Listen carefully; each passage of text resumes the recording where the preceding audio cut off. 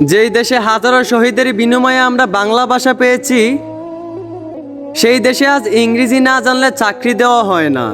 যেই দেশে ৯৫% মানুষই মুসলমান, সেই দেশে আজ মুসলমান নারীরাই সমান অধিকার চায়। তারা ইসলাম মেনে পর্দায় থাকতে চায় না। এই দেশে মানুষ মুসলমান হইয়াও রোজা রাইখা হিন্দুদের পার্টিতে নাচানাচি করে। কত বড় নির্লজ্জ তারা!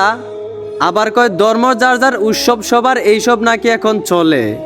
এই দেশের মানুষ গানের মঞ্চে শিল্পীর গায়ে হাজার হাজার টাকা ছুঁড়ে মারতে পারে, অথচ মাত্র ৩ থেকে ৪ হাজার টাকা একজন মসজিদের ইমামের বেতন। এইটা তারা দিতে পারে না। লজ্জা হওয়া উচিত মুসলমান। যেই মুসলমানের ধর্মকে পুরা বিশ্ব সেলুট দেয়, সেই মুসলমানের ধর্মের সম্মান তোমরা রাখতে পারলা না।